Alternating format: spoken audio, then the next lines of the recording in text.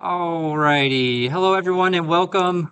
Yeah, just gonna start the day as I kind of usually do, giving you a little bit of a logistical update on where we are at in the course. I am knee deep in grading right now, basically, is where it is. I got to grade homework 2 and also the exams. I'm kind of in progress in both.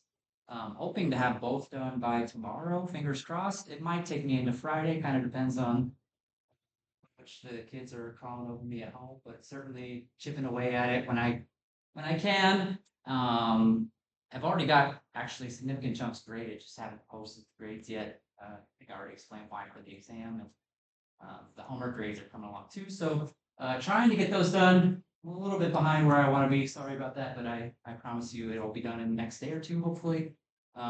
Just another reminder too, to please, if you want to pick a date for your upcoming student presentation, um, please do so. If I don't hear from you by the 13th on Monday, then I'm just going to start signing people up for days. At least one or two more people have claimed days since we last talked about it on Monday. So the days are filling up if that's something you care about.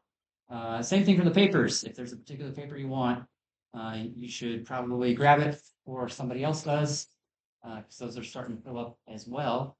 And actually, I'm also looking at some of those papers, thinking I might grab a couple too. Although I'll probably wait for you all to pick first, so I'm not interfering with your student presentations. But as we get closer to the end of the semester, I'm probably even going to pick some of those papers to present here in class next week as well. So that's kind of where we're at logistically. I hope. I know you just submitted homework 2 not too long ago, but I hope homework 3 is at least percolating in your brain, if not making actual progress on runs and stuff like that. Hopefully, it's a bit more of an interesting problem. I haven't heard anything about the Monte Carlo stuff yet, but would be happy to talk to any of you about that if that's something that you're interested in tackling for the third homework assignment. Otherwise, I think that's all the real announcements and stuff that I have, unless anybody has any questions or concerns about what's going on. Otherwise, we'll probably just go ahead and hop right into our topic for today, which is graphics engines. Kind of a fun one. Um, we're not going to go too deep into this topic. This is somewhat of a casualty of the summer course format. Unfortunately, if this were during a 15-week semester, there actually was a homework assignment that deals with GPU programming, but with the schedule the way it is, cramming 5 assignments in is just not feasible, and one of them had to go, and unfortunately, this is the one that had to go. What that means, though, for you all is that we're not going to dive into this topic as deep as we might if we were, in a traditional semester format with all the extra time and stuff, and not cramming everything into half the normal semester time. But we are going to be doing some programming today with the GPU. We actually have access to GPUs through the Linux Lab cluster, so I'm excited to at least give you a little bit of a taste of what GPU programming is like. Have you done any GPU programming? I know I was talking to Joshua about it a little bit. Nobody else? Awesome. Cool. Well, I'm going to get you a little bit of a taste of it, and actually, something that I'll kind of plant in your mind in case you're interested in learning more about this topic and need additional courses for whatever degree you are pursuing. There is another class called GPU programming for high performance computing, which is quite literally focused on, it's like a whole semester focused on this topic. So not just a single class or a couple of classes like this would be during the traditional semester. So if you go through the stuff today and you're interested in learning more about it, I don't think that course is offered over the summer, but if you write to Professor Cole, Steve Cole is the person who usually teaches it, tell him you want to take it over the summer. I bet that's information that he would like to know. So just kind of something to keep in mind if this is a topic area that you are interested in. But let's go ahead and talk about things, talk about these GPUs a little bit. Um, Graphics engines, kind of the fancy name for what we traditionally know as GPUs. First off, let's just get our bearings. The very first day of class, I went over this, right? We talked about Flynn's taxonomy and all the different ways that we can think about our programs and the architectures that we're running on. More specifically, Which of these categories are GPUs falling into? Or I could have said, which category are we spending 90% of this class on? Obviously, it would be the same answer. Does anybody remember which of these four categories we're sitting in right now? Got a 25% shot, just guessing. No penalty. I'm sorry? You're warm, but not quite it. Warm. It's definitely not the first one, right? That's just straight serial, one instruction at a time. So that's where we're at. Yeah, that's 100% where we're at. And OpenMP, also kind of falls under that category when you think of the fact that you write code one time and then that code gets executed on multiple threads across different sets of data. So, OpenMP falls in that category. We haven't really got to MPI much yet, but MPI falls in that category, and GPUs very much fall into that category as well. And so I really, want to make sure we understand kind of what we're doing in this area just by drawing a more concrete illustration using my wonderful paint skills of what exactly it means to be single program, multiple data. Because GPUs are, I think, one of the easiest places to see this kind of architecture represented. So we're thinking about not just one core, but lots and lots of cores. This is not meant to be an accurate drawing of a GPU architecture. It's just meant to be more of an abstraction for experimental purposes. But imagine you've got a bunch of cores, right? And I know my drawing is very beautiful, but it's getting the job done. So the idea is that we're going to be feeding data into multiple different cores, one after the other. So they're really going from top to bottom here, right? And each one of these one-dimensional arrays, each one of these rows is going to be executing the same part of the code. So we might call this function A. Oops. We might call this function B down here. And we might call this function C down here. But in each one of these columns, we have a different set of data. So function A might say, hey, take this circle and then turn it into a square. And so between function A and function B, the circle becomes a square. And then function B might say, hey, take this square and fill it in, make it some color, right? Or something like that. So between function A and function B, or I'm sorry, between function B and function C, that second row is going to change the color or something along those lines of uh, the shape that we're manipulating. And these would be filled up. I'm not going to draw them all because that would take forever. But those would be, we would have a whole bunch of data coming in through the top, seeding through one after the other. This is very much how GPUs work, very much the style of programming that we're going to be witnessing today. It's kind of mind-bending in a way because we have to do something that we've already sort of talked about, which is data decomposition, deciding where the data is going to go and which cores are going to be doing which particular function in such a way that we maximize our efficiency, right? Because if we spend, all of our resources on the first function and we don't have enough for the second two functions, that's really going to tank our overall performance. We have to know, how heavy each of those functions are, functions that are involved, um, how much work is involved from getting data from point A to point B is also a big factor as well. So lots of things to keep in mind when working with GPUs that we often don't have to think about so much when we're just writing our traditional sequential programs, or even when we're talking about things like OpenMP, which does a lot of that work for us, which is kind of a nice, convenient thing that OpenMP does for us. So keep that in mind as we're working on these examples today. Yeah, that's the realm that we're in. All right, let's talk about graphics engines, or GPUs, as they're more commonly called. And of course, they were 100% intended for graphics processing. The first, if you look up the history of GPUs, it actually goes back farther than you expect. People were making dedicated graphics chips as far back as the 60s and 70s when graphics were really bad. The screens were, like 80 by 40 pixels, because that's the best we could do at the time. But of course, things got a lot better. And the first GPU as we know it today was on the PlayStation, the original PS1, Sony PlayStation. Um, the big difference between that one and what you might think of as a GPU today is that it was baked into the box, right? So you couldn't go down to the store and buy it. You had to buy a PlayStation. You had to buy the whole console, the whole setup.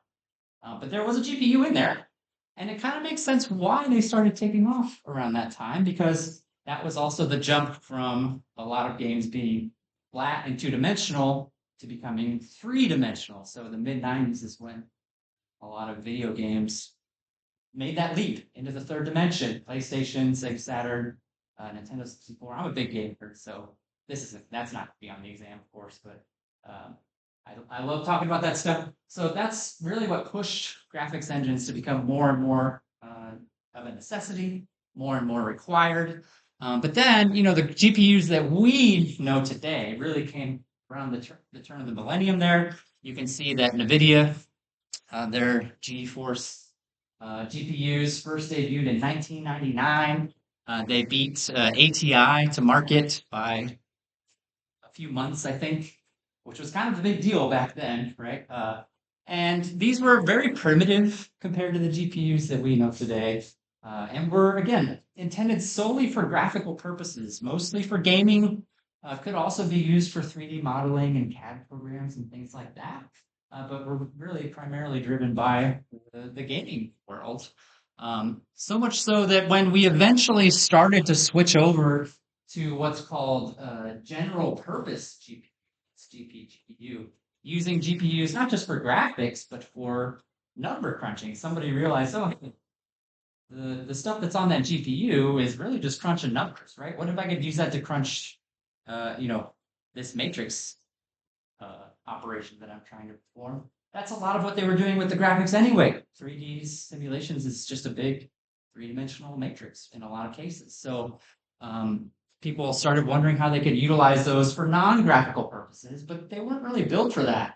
So back in the early 2000s, if you wanted to do something on a GPU that wasn't graphics related, you actually had to convert all of your data into a quadrangle first, right? You had to compute it into primitives that were used on the GPU, graphics primitives. So I had to take my matrix data set, convert it into a shape, convert it into a quadrangle that could then be processed on the GPU, and then get that quadrangle data back out and convert it back into whatever data format I wanted to use that data in, which sounds very clunky and cumbersome, and it was. It was not convenient at all to do things that way. I'm very glad that we don't have to do things that way now, and a big reason why we don't have to do things that way now is because of the introduction of CUDA in 2007. This was, I actually don't think it was the first graphics programming language on the market, but it certainly was the one that made the biggest splash, mostly because of who introduced it, which is NVIDIA, of course. So CUDA has become sort of the de facto standard, although there are others, and we'll talk about what other graphics programming languages exist a little bit later on today. But most of what we talk about is going to be CUDA-based. The GPUs that we have are NVIDIA GPUs. Most of the GPUs people are using these days are NVIDIA GPUs. There are competitors, but NVIDIA, of course, is the big dominant force in the market. And so that's where we'll be primarily focused.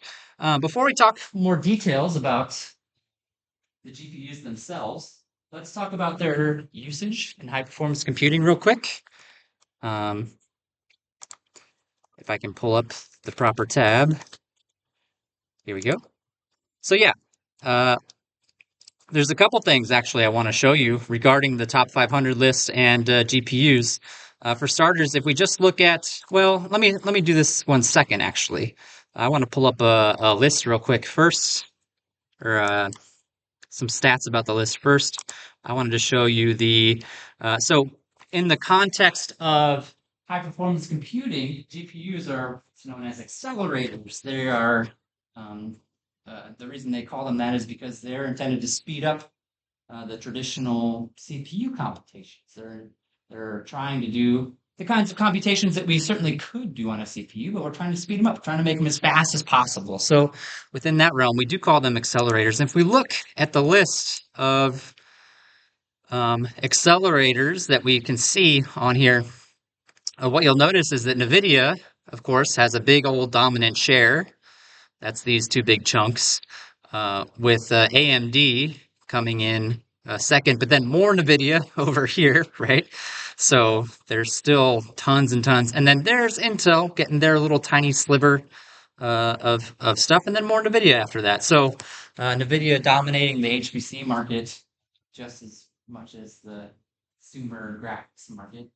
That's much of a surprise to many of us in the room. But one other thing I want to point out about this list before we move on to our next topic is that while it's true that NVIDIA is popular, if you take a look at, if you add all of the numbers up in this column, right, that does not add up to 500.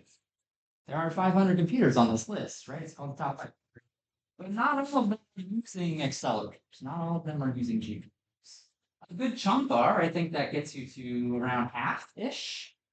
I didn't actually add them up. I'm just ballparking it. It seems like it's around half or so of the computers that are on the list that are actually using GPUs. But not all of them are, and there are actually some interesting computers that aren't using GPUs, and that's kind of the second thing I wanted to show you on this top 500 list. If we look at just the top 10, right? We don't need to go through all 500. That would take all day. But if we look at just the top 10, actually this one that just came out, the new number one in China, we were just talking about that the other day. No GPUs on that one. All CPU based, no accelerators. Kind of surprising when I read that, considering how dominant GPUs seem to have become in this space, especially when you consider that number two is using so AMD Instinct. That's AMD's HPC GPU. So number two is using AMD. Number three is using AMD. Number four is using Intel. So also very interesting that on the top of the list, we have not run into NVIDIA yet. That's a little bit curious, right? If we keep going, there's a NVIDIA. So, okay, we've got a NVIDIA at number 5. AMD again, there's more NVIDIA on number 7. And then, let's see, AMD, and then Fugaku, which I know we've already talked about multiple times. Another example, no GPUs on that one, 100% CPUs. So even amongst the best of the best, Fugaku used to be the fastest computer. No longer is, but number 9 still very, very respectable. But if you look at just the top 10, 8 of the 10 are using GPUs. Number 10 here also using NVIDIA. But 2 of the top 10, including the fastest computer in the world, not even using GPUs. So it's a little bit surprising. It's a little bit surprising. Kind of shows a couple of things, right? I think it shows that there's still a lot of improvements to be made just on the CPU side. So can GPUs help? Absolutely, they can. We wouldn't be talking about them if they weren't useful.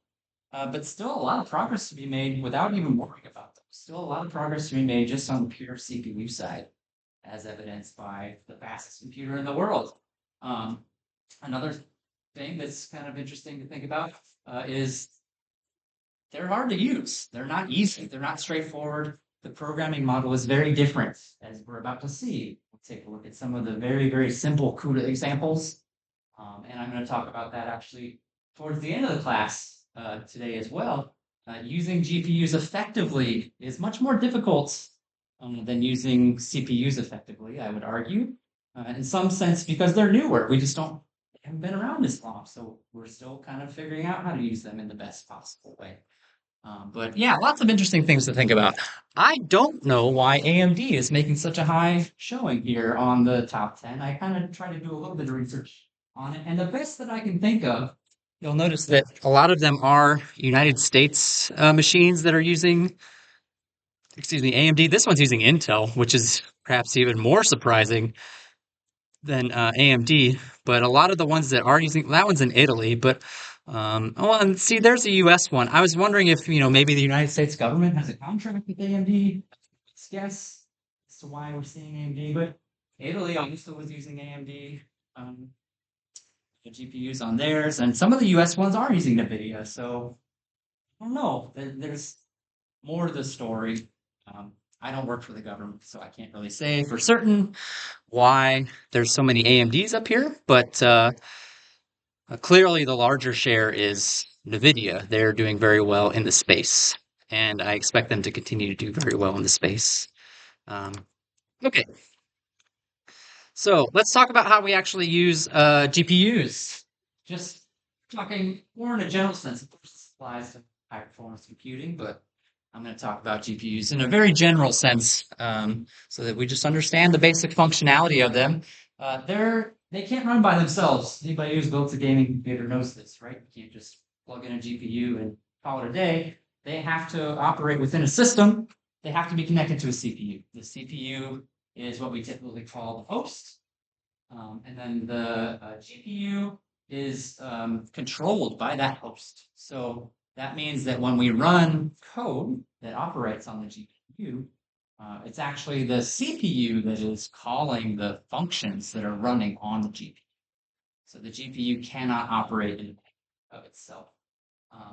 Perhaps another disadvantage of using GPUs in a high performance context, right? Because we got to have the CPUs anyway. So why even bother? It's extra expense, extra work to figure out how the GPUs get in there. Typically, PCI Express is how they're connected, although there is, I think, a more modern connection format, which the name of it is just not in my brain right now. I'm sure Google it if you're curious about it. Some of the machines that we were just looking at use it, as a matter of fact. But yeah, the program, the program that is being run on the GPU is called a kernel, which I feel like is a very unfortunate choice of words, considering how kernel is already used pretty frequently within the computing space. Please don't confuse it with the kernel of an operating system, because that's a very different topic. Another fascinating one to talk about, but not for this class. The kernel, as we refer to it in this class, is a program that is running on the GPU. And then we also have to talk about how the data gets there, right? Because typically the data in our programs resides in main memory on the RAM of our machine. Sometimes the GPU can access that memory directly, but most of the times I would say it can't. And so the CPU has to then also initiate the transfer of that data from the main memory to the GPU itself. Most GPUs these days have memory directly on the unit themselves, so that they don't have to take that lengthy trip to main memory, which would absolutely destroy performance.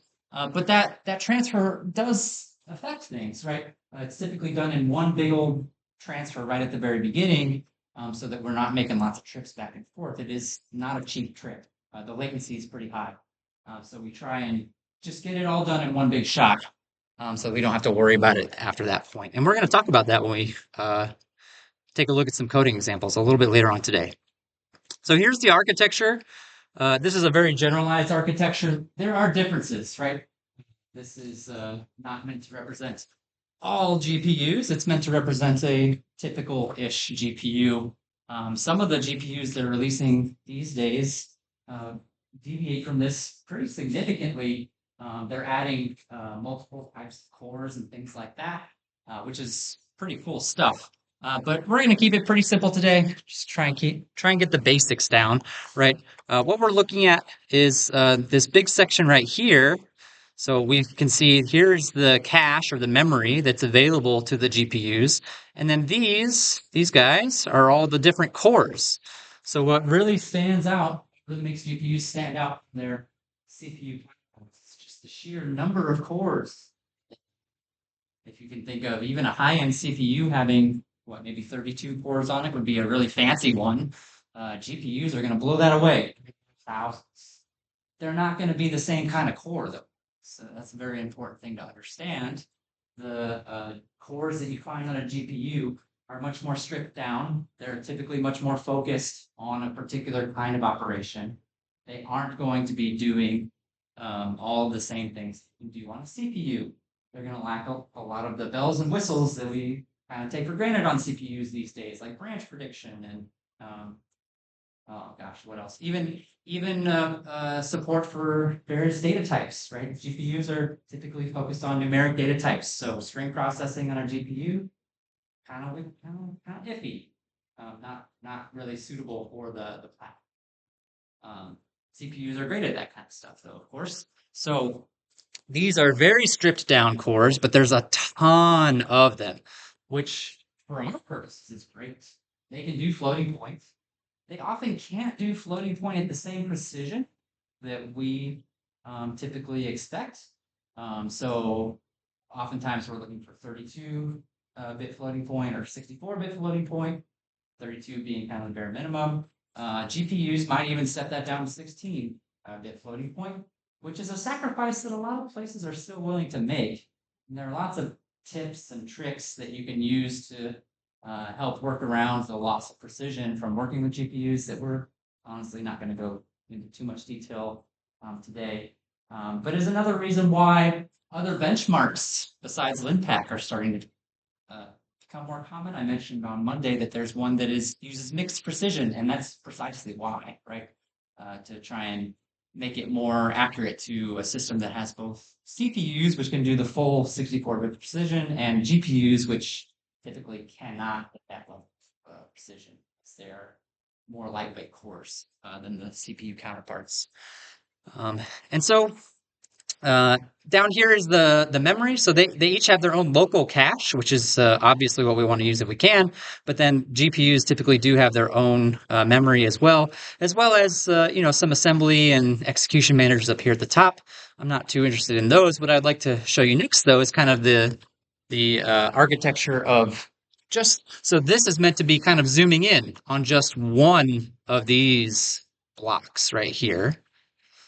And this is what we call a streaming multiprocess.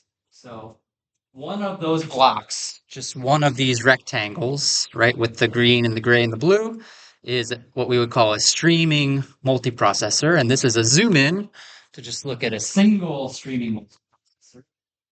These are made up of lots of those smaller processors, right? This one only has 8. They come in all different kinds of configurations. They can certainly have more than 8 on there. They each have their own little shared memory, as well as data caches and ways to fetch the instructions. But these are the basic building blocks of a GPU. When you talk about GPU programming, I think this is one of the more important things to understand is the fact that we're actually programming for these streaming multiprocessors, which contain lots of cores within them. And so there's kind of a hierarchy here, right? From the entire GPU itself to one of these streaming multiprocessors to one of the individual cores running within the streaming multiprocessor. So yeah, that hierarchy is pretty critical to understanding how these GPUs work and also how to program for them. So let's talk about CUDA a little bit because we are going to get ready and take a look at some coding examples. I have a couple of coding examples for us to kind of play around with and look at. Only works, so CUDA is by far the most popular one. Only works on NVIDIA GPUs. It is a proprietary NVIDIA language. It's closed source, so NVIDIA is the one who gets to decide how it works, and if you don't like it, tough. You're probably using NVIDIA GPUs, so you're going to deal with it. There are other languages. OpenCL, as its name implies, is an open source graphics programming language. One of the nice things about OpenCL is that you can write code that can run on either CPUs or GPUs. The same code base, the exact same code base can run on either CPUs or GPUs. So it's really meant to be able to allow you to write code once and then run it on whatever platform you want, which sounds really cool. The problem is that it is open source and kind of suffers from some of the problems that open source projects have. Its maintenance is a little spotty. Its adoption is not nearly at the level of CUDA. Its performance metrics typically not able to match what CUDA can put out, which, I mean, NVIDIA knows how everything works under the hood, right? So how could they compete with NVIDIA on their own platform? It seems like kind of an unrealistic expectation. That open source thing is really nice though. And so I'm somewhat hopeful, somewhat rooting for them. Not that I dislike NVIDIA all that much, but I'm a big fan of open source stuff. I think information wants to be free. But so far, because of the lack of community support, it hasn't really taken off. I've actually toyed around with OpenCL a little bit. Um, I think it's pretty cool. It doesn't have all the bells and whistles that CUDA has either. You just simply cannot do all the same stuff that you can with CUDA code. Rock M is AMD's version of CUDA. So of course they have their own version because CUDA is not going to run on an AMD GPU. I have not used that at all. I've only worked in the CUDA. I've mostly worked in CUDA space, a little bit of the OpenCL stuff. I've not touched an AMD GPU in many years. They are still around though, as we just saw on the top 500 list. Um, so I can't really tell you much about it other than it exists. Well, let's talk about the execution model, based very much on that hierarchy I was talking to you about, right? So the kernel is the entire program, and it runs on the GPU, which you might see referred to as the grid, because I mean, yeah, I think you can guess why it's named that. It looks like a big old grid of cores on the GPU. The blocks is a section of code that runs on a single streaming multiprocessor. So, you know, the grid is this entire guy, but a block of code is going to run on just one of these. And of course, I can have multiple blocks, one block running on each one of these streaming multiprocessors if I want to. And then below that, we have a thread, which is not exactly you know and are used to on a C. Pretty close. It's a single unit of execution that is going to run on a single core, or you might hear it referred to as a lane in the literature, within a block. So, a thread is going to run on one of these processors that exist within a streaming. Um, so the kind of downside of this hierarchy is that we have to keep all of this in our minds when we're writing our CUDA code. All of these things matter. All of these things need to be carefully managed by us, the programmer, as we're writing our code, which I'll show you in just a moment. Actually, we might be there now. Yeah, we are there now. So I am going to fire up a Linux Lab machine here in just a moment. You are welcome to do so if you want to follow along with me. I posted the code on the website. There is no homework assignment on this, like I said, so I would say it's not super critical for you to follow along with this like it was for the OpenMP stuff, since I'm actually asking you to work with OpenMP code and write some OpenMP code. I am not going to ask you to write CUDA code in this class. Not even on the exam. I might ask you to talk about GPUs on the exam. I think that's certainly fair game. Probably not going to ask you to write CUDA code on the exam. I don't think that's a reasonable thing to do without having a homework assignment about it. So if you just want to sit back and relax and treat this as a little demonstration, don't feel like you need to follow along with me today, although you are, of course, more than welcome to do so if you would like to. But I am going to go ahead and fire it up here. If you are interested in doing this, which, if you're interested in CUDA programming, this is a great resource for you because this is provided by the university. You can actually pull up a machine with a nice GPU. It's not like super high end, but it's a nice GPU right on the machine and start writing CUDA code, which is great if you don't have access to one of those at home, for example, or just don't want to mess with it on your own personal machine. They're all set up and ready to go for you. You, of course, over here on the left-hand side, want to make sure you select the one with the GPU. And then you have some options here. I'm just going to use the simple one for today because we aren't going to be doing anything particularly complicated. There certainly are plenty of labs, research labs, that are doing lots of research on this cluster with GPUs. That's part of the reason why we have it, is for PIs to be running their research on it. So But these are for academic purposes, and I I really doubt I'll be doing this for a long. Well, I'll set it to two just in case. I don't want the timeout on me in the middle. That would be annoying if that happened. Um, it is going to take a moment for us to spin up. That's kind of nice that they start tracking your time before the machine is even finished spinning up. They're really gunning for minutes. Not too worried about. All right, here we go. And if you are following along with me, I have a couple of it's just two examples on the calendar page for today, which I'm going to go download real quick.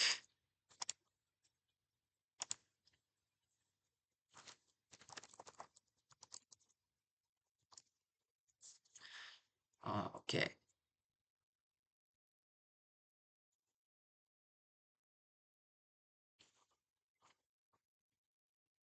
Another nice thing about using these virtual machines that I learned the other day, since they are on campus, you don't have to do the stupid Duo two-factor authentication when you're on them, even if you're at home.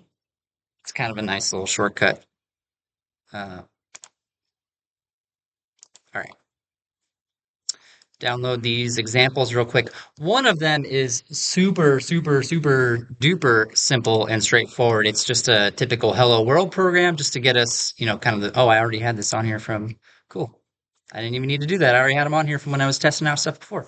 Although I think I made some changes, so I am going to extract this copy just to make sure I have the changes that I made. All right, just two of them in there. We're going to start with the Hello World program, which is about as simple as it gets, right? Just meant to kind of show the basics of where did it go? Okay. I don't know. I guess I hit the wrong button. Just meant to show the very basics of a CUDA program. Starts out pretty similar, and this also down here looks mostly okay, although there is a little bit of weirdness that we'll talk about. This guy right here is our first indication that this is not a typical C++ program. That global keyword with the underscores indicates that this is a kernel. So this is a function that's intended not to run on the CPU, but intended to run on the GPU. So we define it here. We define it in this .cu file, the CUDA file, but it's intended to run on the GPU. And you can see it's just printing out a simple hello world message, and it's going to print out some information about the block and the thread. Remember, the block is streaming multiprocessor that is going to have lots of those little individual cores or lanes within it, whereas a thread runs on one of those cores. So when I run a CUDA program, it's actually going to create as many blocks as I want, and each of those blocks is going to contain as many threads as I want. That's actually a big part of properly writing CUDA code, as we'll see in our second example, which does some actual meaningful work. But for this one, it's simply going to say, hey, here I am in block number whatever, and I am thread number whatever. And then down here, this is some of the other magic for running CUDA programs.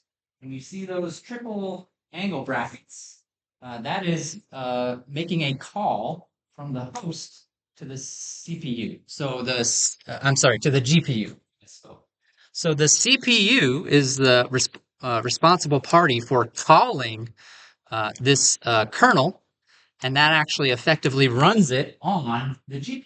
So we're actually calling code that is going to run on the GPU. At this point in time, it creates the blocks and the threads and dispatches them to the GPU to do whatever the kernel says they're supposed to do. In this case, just without the message. This is a non-blocking call. So on the CPU side of things, it'll call that function, which starts at the GPU, but then the CPU is just going to keep going. It's not going to stop and wait. If you want to make it stop and wait, which is a pretty common thing to do, right? That's what this next function call is doing. This next function call is saying, hey, wait for the GPU threads to be all done doing their thing, or you move on to the next state. In this program, we're not really taking advantage of it. Not sure we take advantage of much on the other statement either, but you can certainly conceive of a situation where the CPU continues to chug along and do some stuff while the GPU is chugging along and doing some stuff, and then synchronizes later in the game so that we can really maximize our parallelism on both sides, on the GPU side and the CPU side. This example doesn't really need to take advantage of that. Let's talk about these numbers. They definitely mean something, have a big effect on how this code runs. The number on the left is the number of blocks that you want. Typically, that's going to be, when I first started learning CUDA, they said blocks should always be a multiple of 16 because of the way that the streaming multiprocessors are laid out on the GPU. So 1 is acceptable, but if you're going to use more than 1, it should be 16, 32, 48, so on and so forth. I believe these days they actually say it should be multiples of 32. I don't know if that's universal across the board, or maybe it's just for newer NVIDIA GPUs. I haven't had a whole lot of time to experiment around with that. But it certainly depends, of course, on how many of those streaming multiprocessors have available to you. But it is important to keep it within those ranges to not underutilize your GPU. And then the number on the right, as you might have guessed, is the number of threads. Now be careful, that is the number of threads within each block. So if I have one block and I want each block to have 10 threads, well, that's easy. I'm going to have 10 threads. But if I have 32 blocks, 10 threads, I now have 320 threads, right? So the numbers get real big real fast. And that's a good thing. There are lots of cores. There are lots and lots and lots and lots of cores on GPUs. So the number of threads is typically going to be bigger than it would be if I was running on a CPU. That's kind of what we're trying to do here, right? That's kind of the whole point. But let's go ahead and compile and run this guy. I need to fire up a terminal, which is down here somewhere. Oh, there we go. And just zoom in a little bit here. Oh. Okay. I need to refer back to the slides real quick so that I know what to run. Yeah. So if you're going to play around with this, which I highly encourage you to do, if you're interested in learning more about CUDA, you do need to make sure to add the GPU utilities with this command here. If you're doing it through shell, it's a little bit different. You actually use qlogin, which is a similar command to srun. I'm not sure why it isn't srun. IT would know the answer to that, but I didn't set it up, so I don't know what the answer, why it's different. But this is the command that I'm going to run right now. Oh, I have to module add Eclipse GPU. Is that right? Yes, that is right. Okay. So we're going to go ahead and do that to make sure that we have access to our GPU tools, and then we're going to go ahead and compile this guy by saying NVCC. So NVCC is the compiler, and it works very similar to GCC, G++. So you can use -O to create the name of your binary, and then the name of the. Oh, I'm not in the right directory. That would help, wouldn't it? My bad. All right, now let's try that again. NVCC-O hello.cu. Beautiful. And if we run it, we'll see that, okay, it's printing out. I can't see gotta shrink my text a little bit there. It's printing out this is the block number on the left and the thread number on the right. So as promised, we got one block with 10 threads, but we don't need to play around with this too much, but it is a little bit interesting to come in here and tweak these numbers a little bit. So if we say 32 and 15, ooh, that's gonna be a lot. But yeah, should be able to handle it just fine. And now we'll see that, okay, we got a lot more threads this time. And it didn't take all that long, which we're not doing anything computationally heavy here. We're just printing out a message. What's interesting to note, though, is that the threads appear to be running mostly in order, but the blocks are not. The blocks are kind of bouncing around all over the place. It's probably going to be the case. The threads are being scheduled for the streaming multiprocessor, whereas the blocks are being scheduled on the GPU. So I'm not sure what the exact discrepancy is between the GPU scheduler and the thread scheduler on the streaming multiprocessor, but clearly they're doing their spawning these things and scheduling them a little bit different from each other. Uh, so yeah, just something to kind of keep in mind. But let's take a look at a more concrete example because this doesn't really show um, all of the things that you need to consider if you're interested in using CUDA to solve a more practical problem. So I have a vector addition uh, program that I'd like to take a look at next. And there's a lot more going on with this one, a lot more things to talk about here. Oops, goodness, struggling with this virtual machine a little bit. Just trying to get it to zoom in a little, but doesn't seem to want to do that.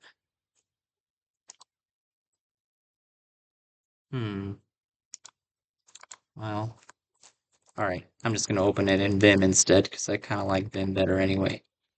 Okay. So right up at the top, we see our kernel again. So this is our kernel. And we're going to be adding two vectors together in this example. The numbers are very contrived and not actual data or anything. But notice how much work we're doing to actually add these two vectors together. We're taking the block ID into account, the block dimension into account, as well as the thread ID into account. I didn't even talk about block dimensions yet, but it is worth discussing.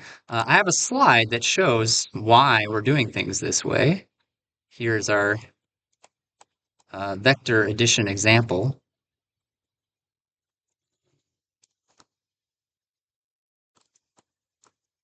If I can get it to, there we go. If I can get it to show properly on the screen. So the reason why we're doing all of that extra work is because we're taking those vectors. They're going to be split up not just across all the different, but also across all the different.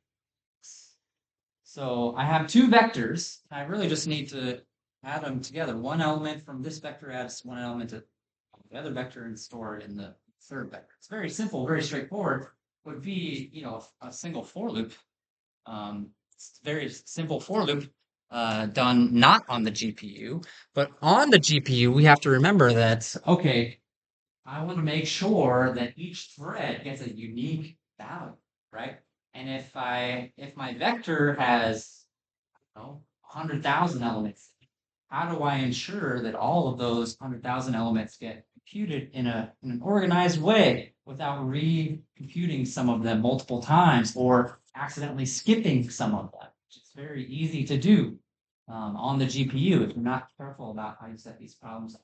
So what we're showing in this diagram is the fact that if I'm looking at any one of these threads, right, for me to determine which value which index from the vectors I am responsible for, it's a factor of the block ID. So which block am I in out of however many blocks there are?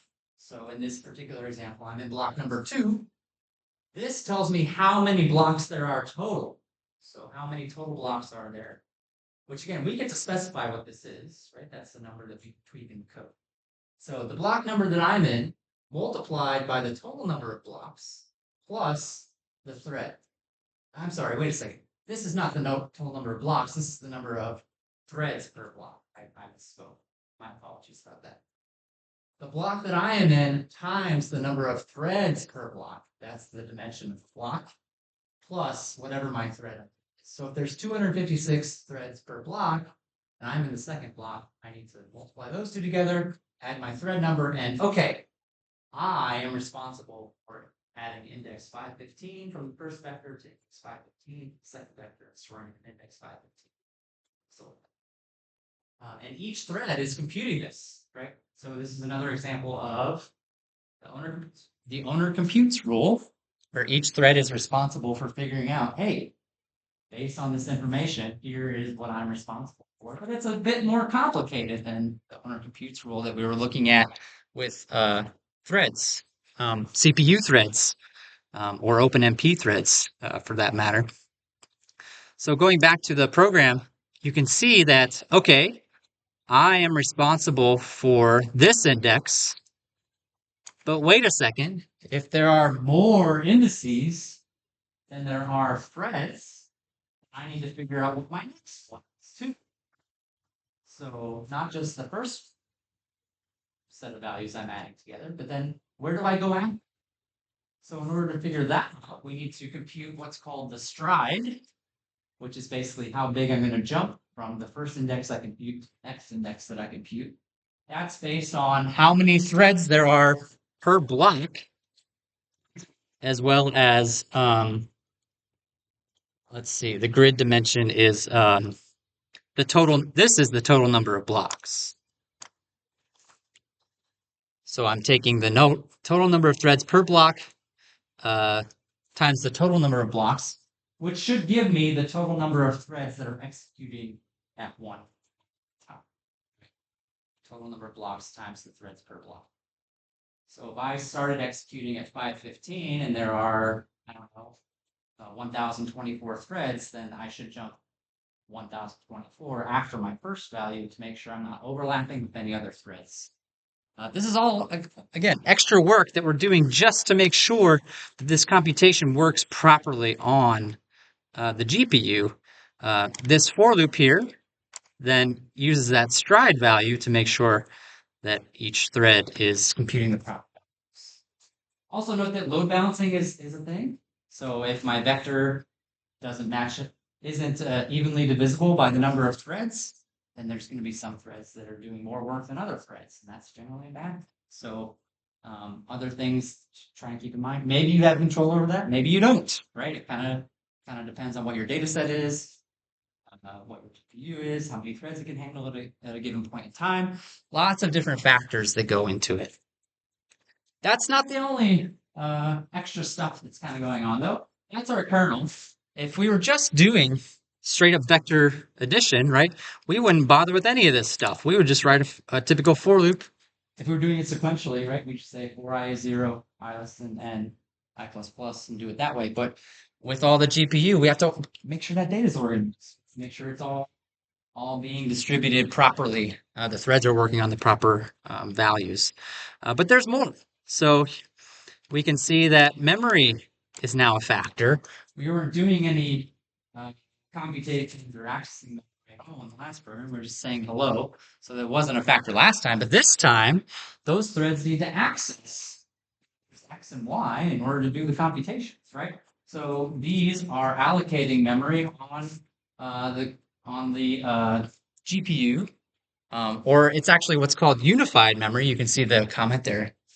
Unified memory is accessible from either the CPU or the GPU, which is good for programming purposes. Makes it simpler from the programmer's perspective. Not all GPUs have this, though. That's kind of a nice. It is, I think, more and more common these days. It didn't always used to be the case. This is just setting everything up. But then, oh, there's more stuff that we need to do to make the GPU happy before it can perform this operation. Here, we're actually getting the device ID. We're actually asking CUDA what the device ID is, because these two lines are trying to speed up the memory operation. So we're actually trying to prefetch those arrays into the GPU. I'm actually going to run this a couple of different ways. First, I'm going to run it with these prefetch statements, which are doing exactly what it sounds like. They're loading the data from main memory into the GPU before the GPU starts executing, so that once we call kernel, it doesn't have to copy any data. It's just ready to go. So we're trying to save time by doing that, by prefetching. I'm going to comment those out and watch, kind of play around with it and see what kinds of effects that has. Because if we don't do that, And when we call the kernel, which is happening right about here, here's where our kernel call is being made. Well, then it's going to fetch all of that data right here when we're calling the kernel. See that performance hit. So being able to do this while we still do some other stuff is a nice advantage. Have that data all prefetched onto the GPU so that by the time we actually call the kernel down here, we're good to go.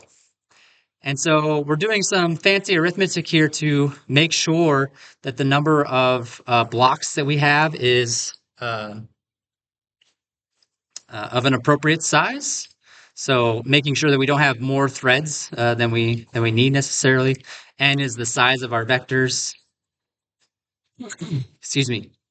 So we're going to end up with, I don't even remember how many blocks this ultimately comes out to, but 256 threads per block. So it's going to be a lot of threads. What's our n? Is it defined as oh, here it is. N is defined as a very large number. One shifted to the left by 20 bits. 2 to the power of 20, right? Big value for n.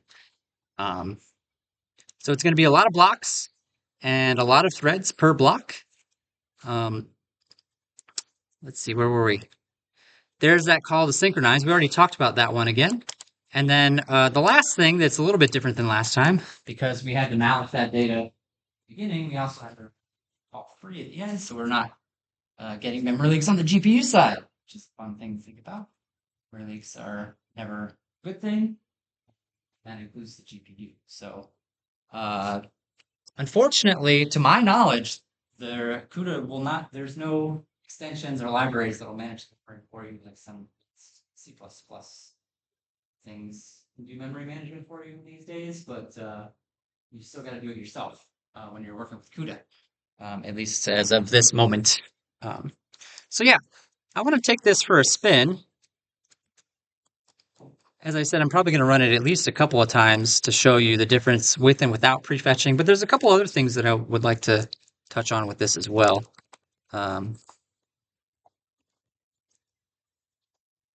It's not very exciting to look at, as a matter of fact, because all it does is tell you the max error is 0. Well, okay, the numbers were all made up, so who really cares? But what I'm interested in is the performance of this, right? It did seem like it ran fairly quickly, but how quickly? How do we know? How do we profile stuff that's running on the GPU?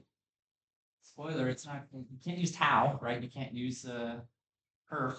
Those are CPU profilers. They're not going to work for the GPU. Fortunately, though, NVIDIA ships profilers for their GPUs as well. So NSYS is the utility that we use for profiling our GPU code. And the way it works, we say NSYS profile with our executable. So this will run the code again, but this time it's actually going to collect profiling information for us, and it stashes it into a file. NSYS reports a bunch of gibberish after it. Unfortunately, if you try to open up that file directly, you're going to see a bunch of gibberish. Yeah, this is it. If you try to open up in a text editor or something, it's gonna, I'm not even gonna try. It's not meant to be read by you. So we have to use NVIDIA's Fortnite library as well. There is a graphical one, which I don't think is installed on these machines, which is a little unfortunate because I find the graphical one to be slightly easier to use than the command line version. But that's what we have. So we're gonna use NSYS analyze with the report. And this is going to start printing out all of the metrics that it has. And we'll just take a brief tour of, what it's showing. Okay, no problems related to memcopy. That's good. So it's giving us information about memcopy. Literally, are there any issues with copying data from the host to the GPU for the purposes of computation? information about how much time was spent blocking, waiting for the GPU on the CPU side. But then here's really where the good stuff is that we care about. Um, the duration. Actually, that's just the duration of the blocking time, actually. So this is how much time was spent waiting on the GPU to finish, which is not necessarily the same as the total amount of time that the GPU spent running. It's certainly a big chunk. It's certainly related. But here, down here, we can actually see GPU time utilization, which is the full picture. So there is the actual full amount of time that the GPU was running for, and that's in nanoseconds. So you got to think three would be mil. Oh gosh, is that 6 milliseconds? I should be able to. It's too late in the day for me to do math like that in my head. I'm sorry. But okay, it's 6 million nanoseconds. I don't need to worry about the units. We'll just keep it in nanoseconds. 6 million nanoseconds, right? I'm interested then in going in and commenting out the prefetching operations and seeing, what effect, if any, that's going to have. So I'm just going to comment out those two lines, which remember kind of tries to preload those vectors into our GPU so that they don't have to be loaded when the kernel is called. So I'm going to do that and then run this again. Oh, I need to recompile. Uh, oh yeah, I ended up not using that variable because I commented out the prefetching lines where it was used. That's okay. Then we'll go ahead and run it again with the profiler. And then we will analyze the report and see what we see. Oh, wow. Surprise, surprise. Was it actually better? Ah, I was trying to show an example of how prefetching was valuable, and I actually accidentally did the opposite. Wow. It's actually slower with the prefetching. Why is that? Am I sure? No, I'm not. Is there what?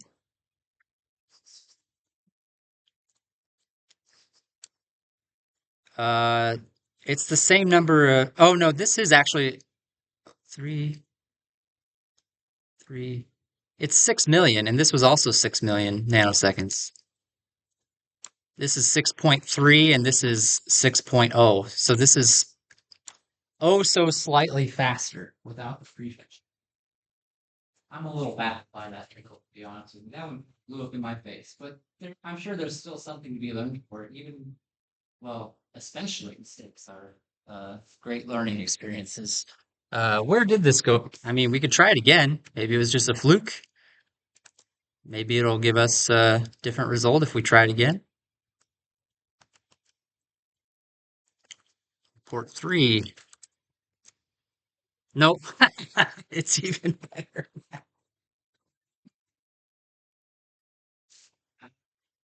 Oh, that's funny. It's really yeah, I don't know. That is a head scratcher. That is not what I expected at all, to be perfectly honest with you. I don't know. It's possible that I made a mistake somewhere. I mean, that's always possible that I made a mistake somewhere along the way. Let's take a look at the synchronized time while we're at it to see if there's any big discrepancies there that might explain what we're seeing, because that's about 1 million nanoseconds of sync time versus, well, that's about the same. And yeah, it's still bigger. Yeah. I wonder if I'm trying to think about why this would happen, and I'm struggling. Maybe there wasn't enough time for the prefetch to be done before we called the kernel. It's my best guess, but it is clearly a guess. It's actually what it is. I was trying to show off how awesome prefetching is, and I feel like I've done the opposite.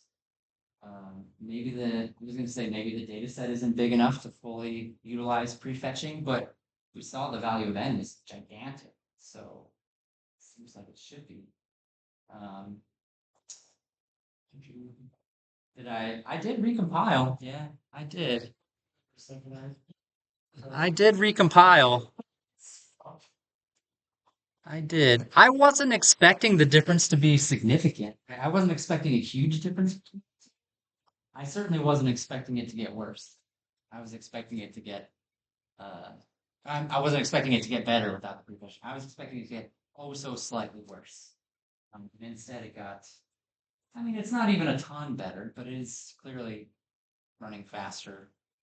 I guess I could put it back the other way. I'm gonna put it back and run it one more time with the prefetch and just see if maybe the first run was a fluke somehow.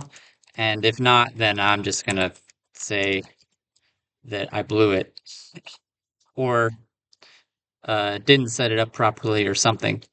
Uh, which happens. Mistakes happen. I'm certainly capable of them, like we all are.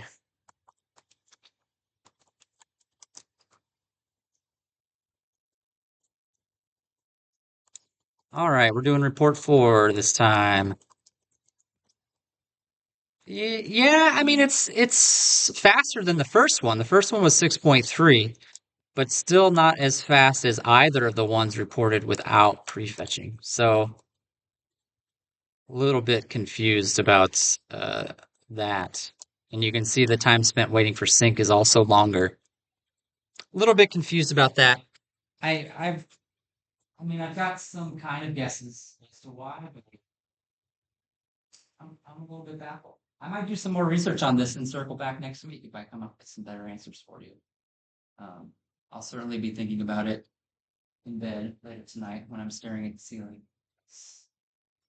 I don't know. Anyway, on to the next thing. We don't need to spend all day wondering how I screwed this up.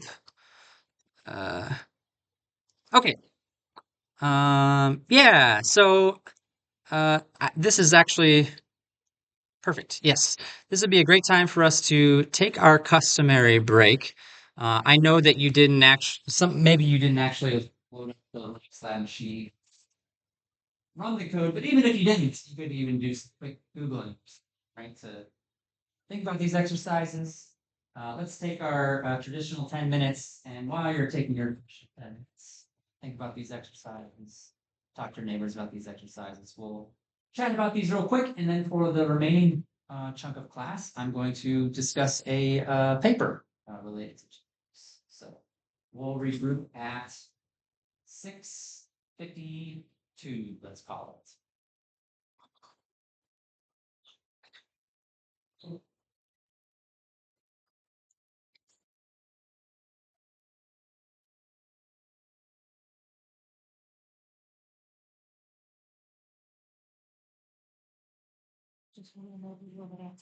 Oh, okay. Yeah, no problem. Are you feeling better today? Yeah, definitely better. Okay, good. Glad to hear it. Have a good one.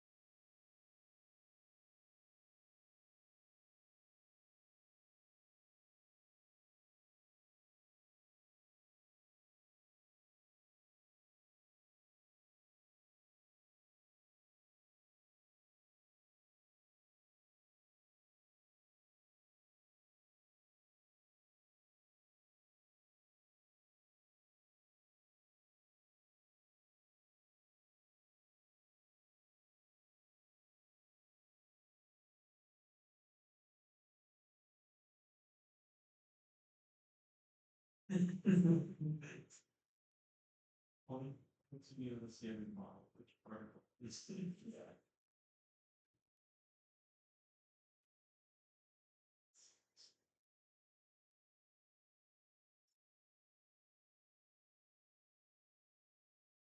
Well, the only interaction you grab, so when it probably tastes like sitting down.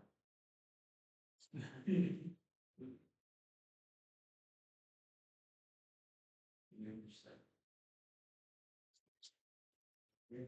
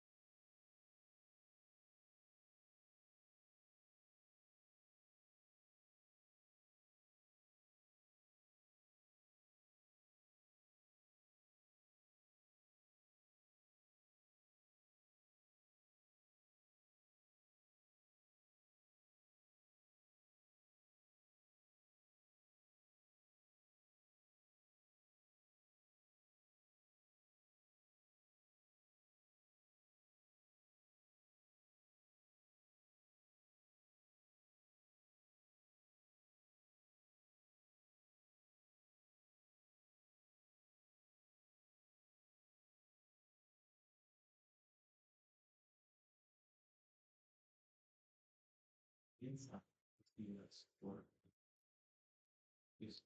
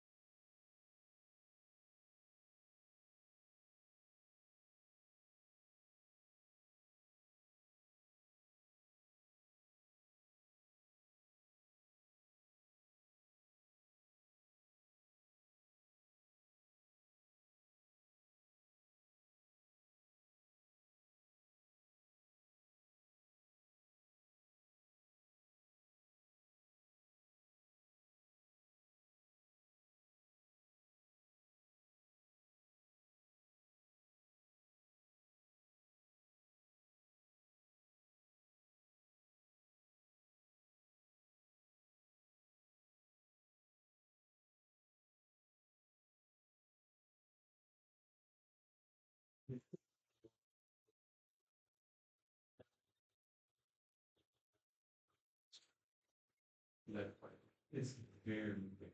It should be too hot. But you need to get like that hot they're going to get nervous. And look at if you get like results that out from an SSH, you know, posterity. Oh, and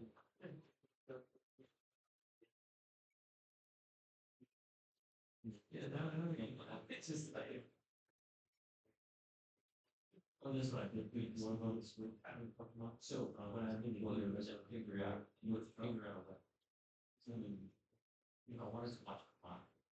To SCP or having donors you can just bring the water or there's like a water you know you do have it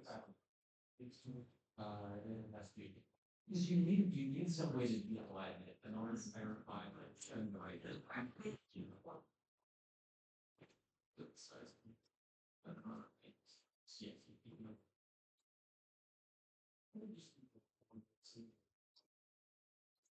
Yeah, do one run, see that it's really have a crazy.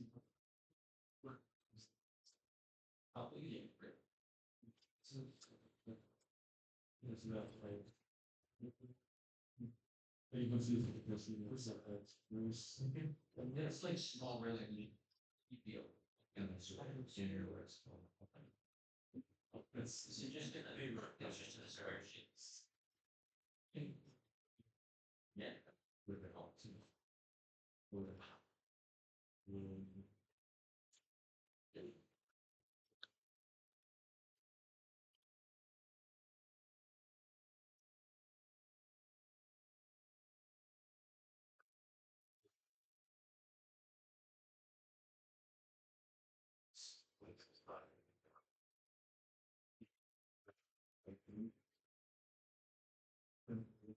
I think this is the problem that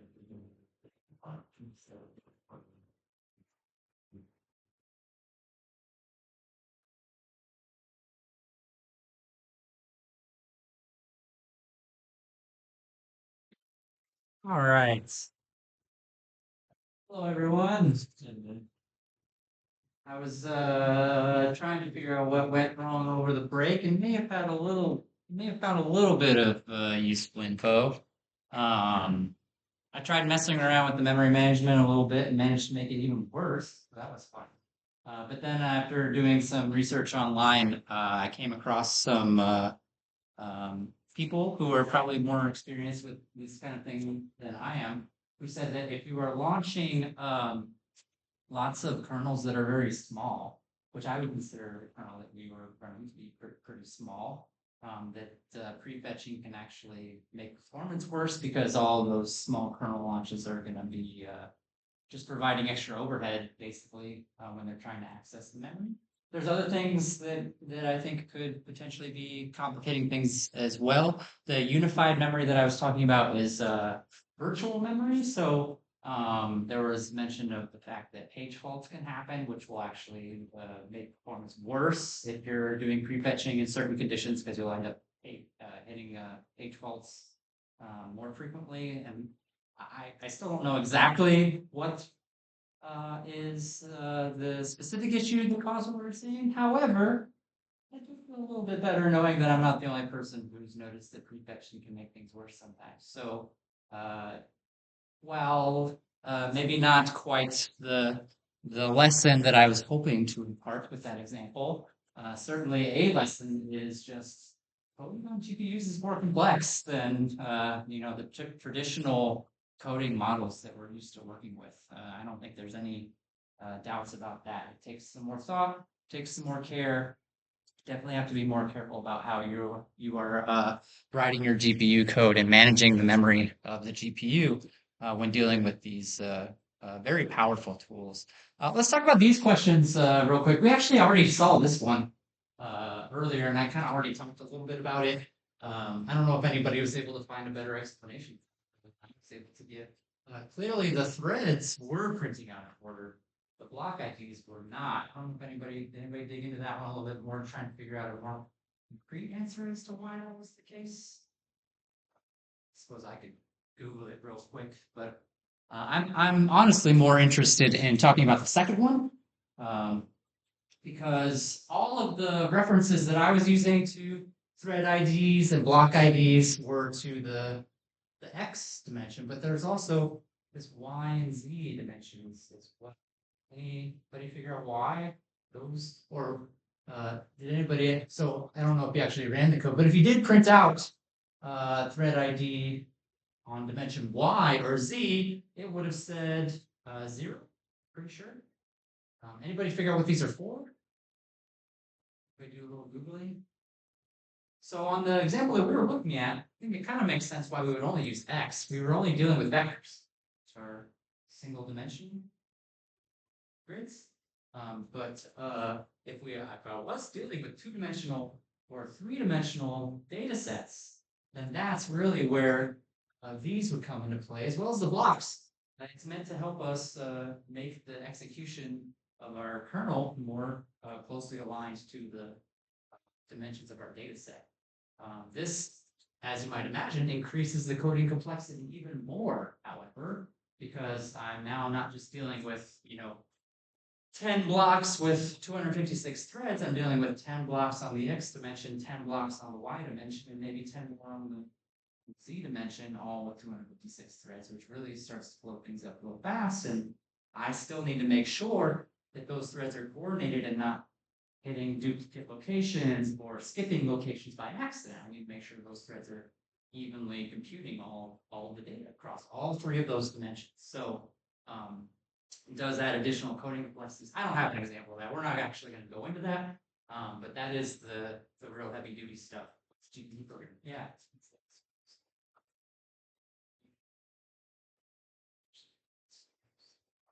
It does. It's just a single int, so I'm not sure that it's that much space.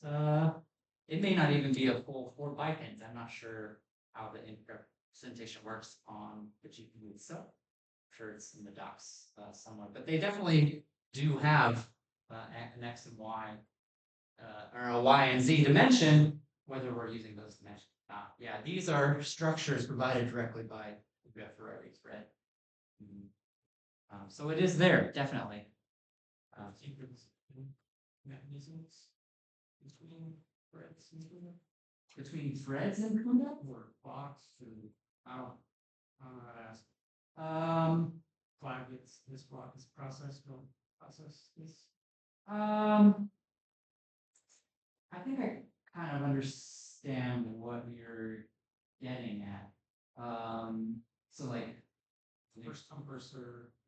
Right.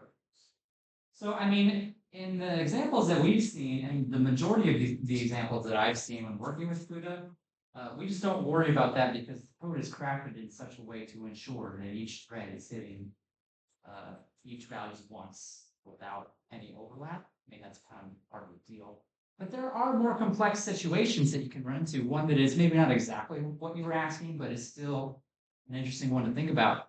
Think about a simple if statement within a kernel where if the if statement is true, I do this block, and if it's false, I do this block. But what if those 2 blocks are not even in the amount of work that they need? Now I've got half of my threads doing the first block and getting done a lot faster, and another half of my threads doing the second block and taking a lot more time.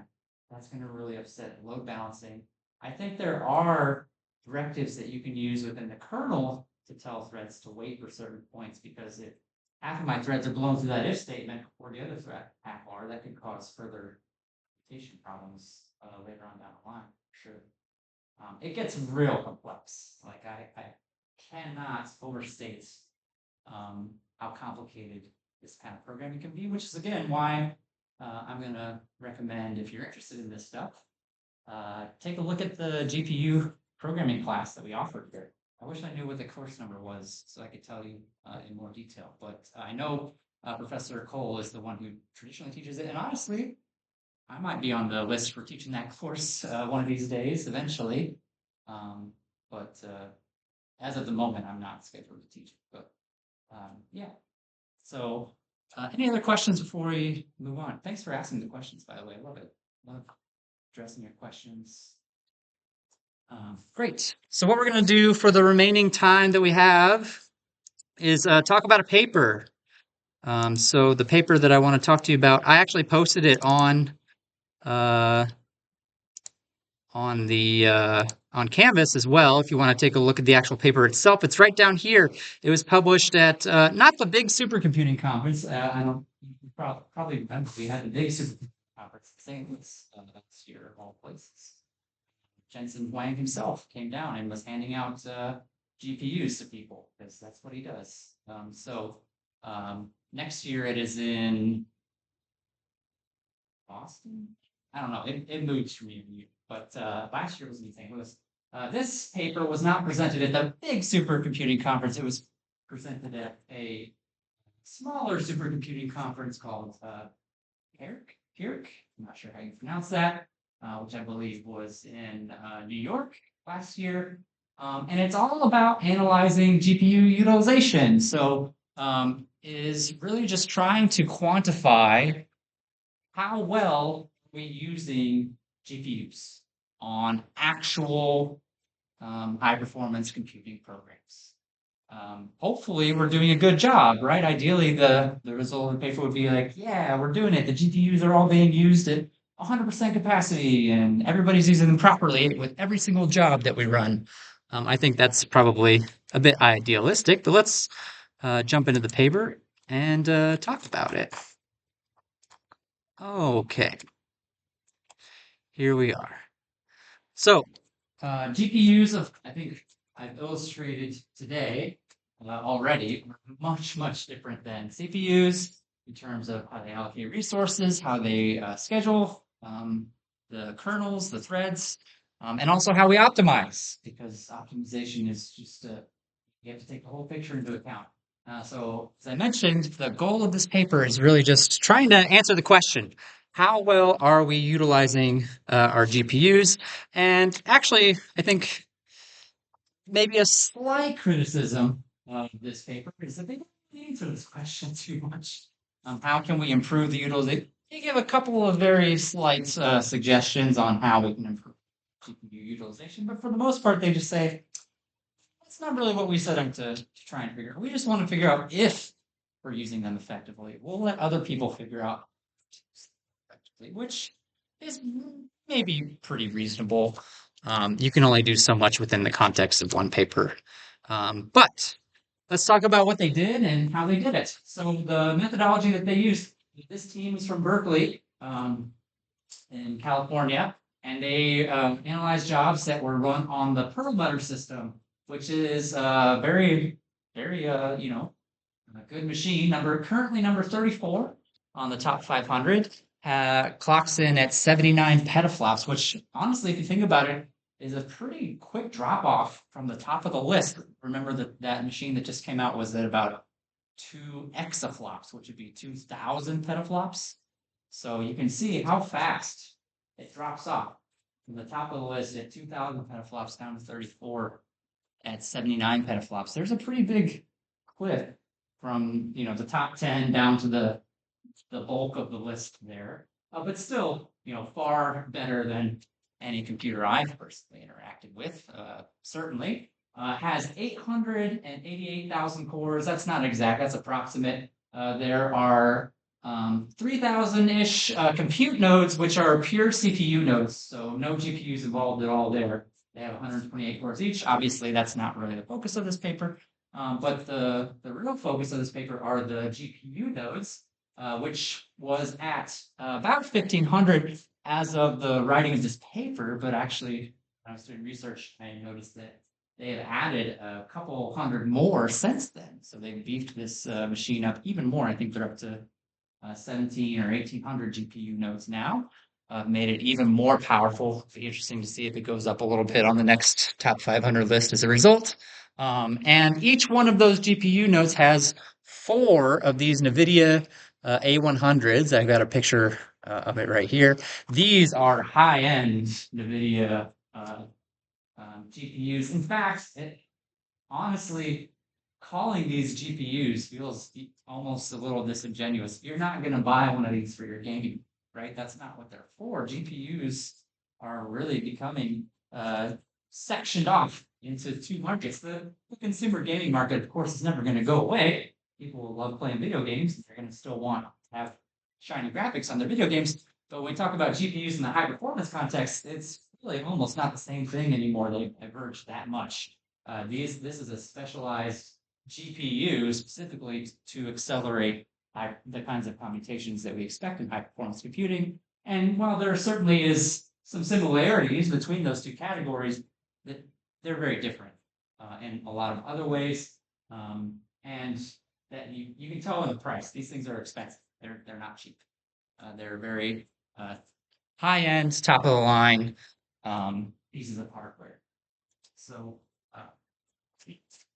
well, no hardware is cheap these days, right? With the memory shortage, but still, even with that in mind, they use two data sets to provide this analysis. They use metadata from Slurm. Slurm was mentioned in multiple presentations, I think, from before, but I haven't really talked about it much. Just to give you a quick idea, Slurm is just a job scheduler. So if you have a machine that's being used by many different people, you need a way to determine who gets to use that machine at any given point in time. That's what Slurm is for. So if I want to use this big old beefy computer to perform a computing task, I submit the job to Slurm, and Slurm puts it in a queue with everybody else who wants to run jobs on this big machine and decides which job gets to go first based on a whole bunch of criteria, some of which are going to be determined by the maintainers of the computer themselves, right? Because they get priority over other people typically, and things like that. But they collected a whole bunch of metadata from all of the different jobs that were submitted on this machine. Obviously, how long it took the jobs to run, what resources were allocated, of course, very important because we want to make sure that we're targeting jobs that use GPUs in particular. That's the whole point of the paper. They also used a big old data set from what's called DCGM telemetry. DCGM, I have that acronym spelled out in my notes here somewhere. Excuse me, Data Center GPU Manager. So it is a piece of software from NVIDIA solely for, it's another profiling tool, honestly, is what it is, solely to track metrics about the GPU as you are running GPU jobs, as you're running criminals on that GPU. So not every single job that was submitted to the machine was using this data set. They, of course, filtered out ones that weren't asking to use the GPUs, but ultimately they ended up with over 118,000 jobs total that were part of this data set that they were analyzing. And so the big question is, how well are these jobs using the GPUs? So let's talk about that. There's a few different ways we can talk about how well they're using the GPUs. Oh yeah. So this figure here, this table, is showing the kinds of metrics that are collected by DCGM. We don't need to talk about all of these, but I think one of the, of course, bigger ones that we're going to be talking about is GPU utilization. So quite literally, of X number of cores, how many of them are being used at this given point in time. And these would be tracked at, these would be sampled, much like the other profilers that we talked about. As the kernels are running on the GPUs, we're periodically going to sample, hey, how many cores are you using right now? How many cores are you? So obviously, we want this number to be as big as possible. We want to be using all of the GPU, getting the most out of it that we possibly can. This is another big one that we care about. Memory usage. So how much of the GPU memory is being utilized right now?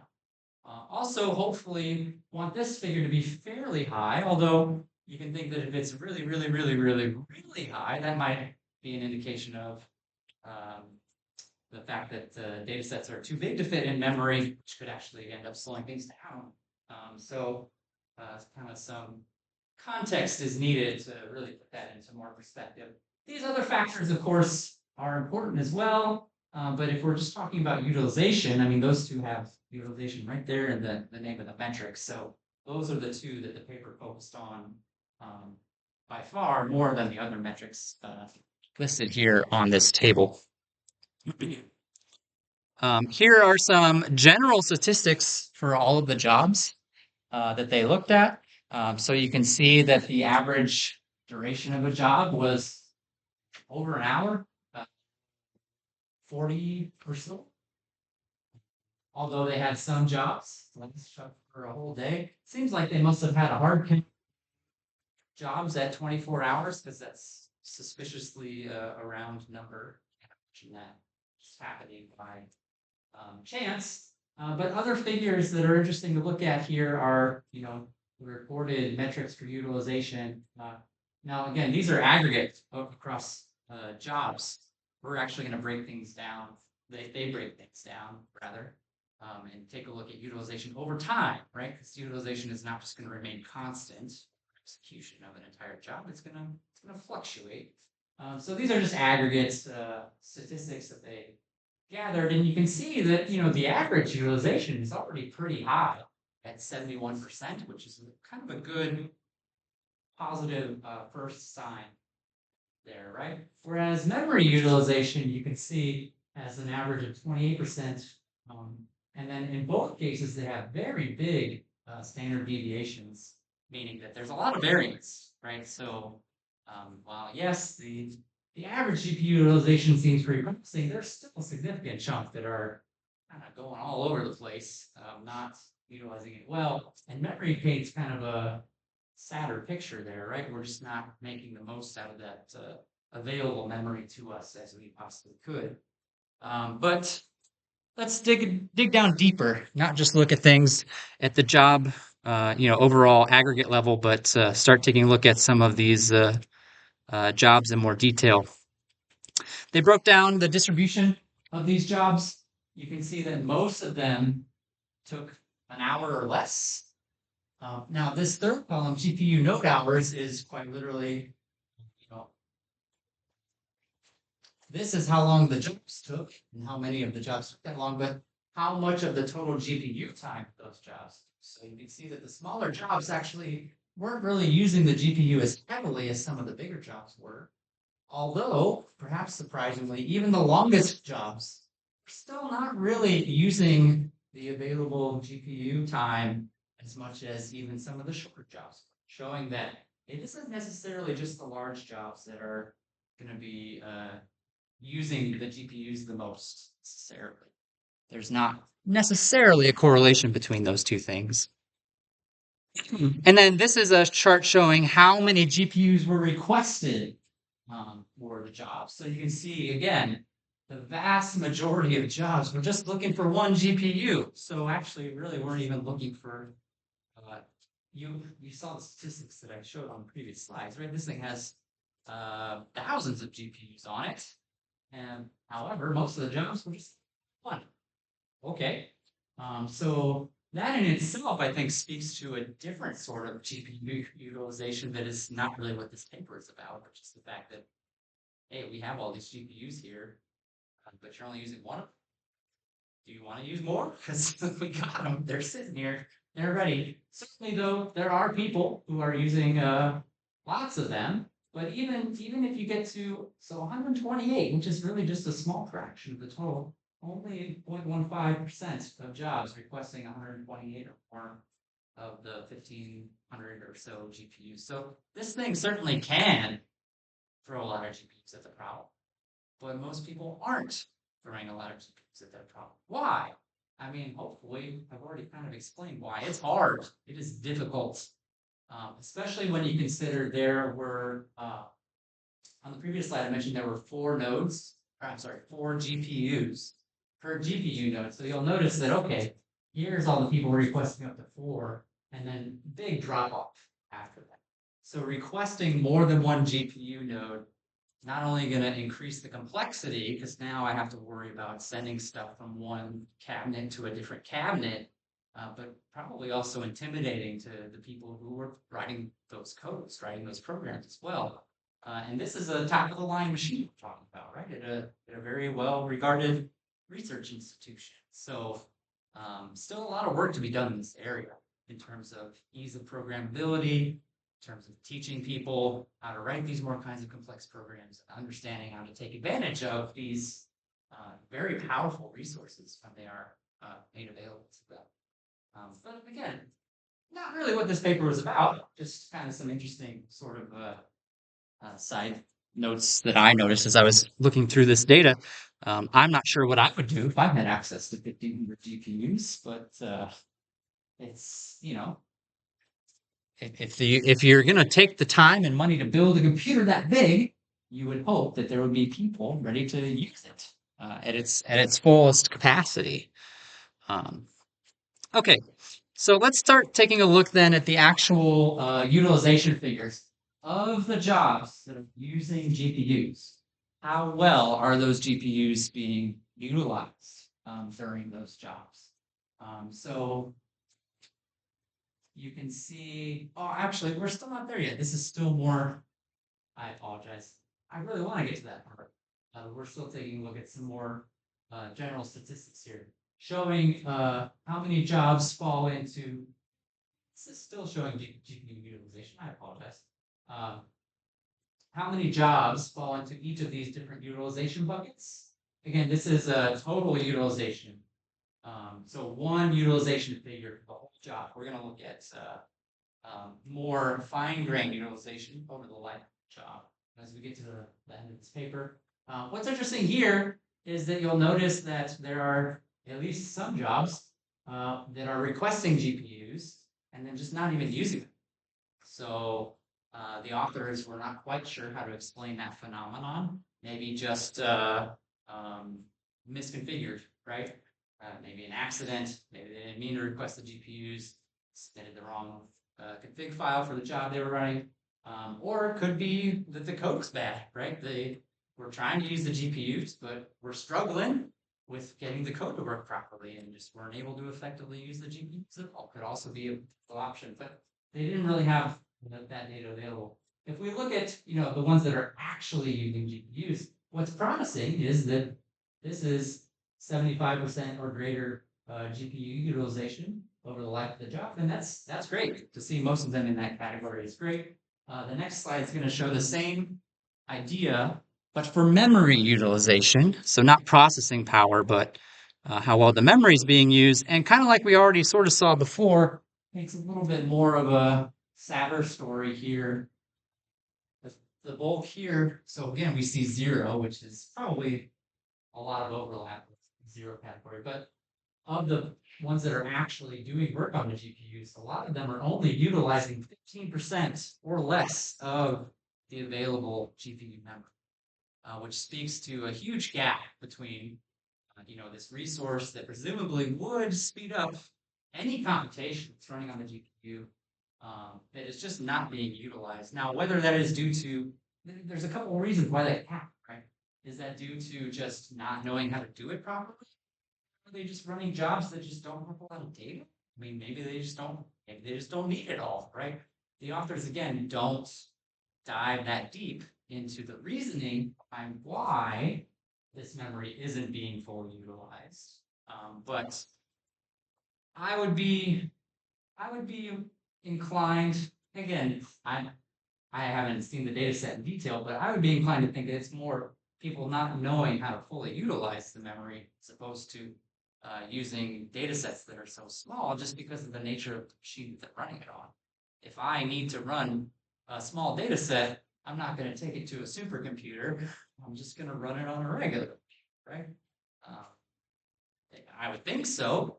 I would imagine there's also a monetary component to running jobs on this machine, right? That I'm not going to want to incur that cost for a little rinky-dink job.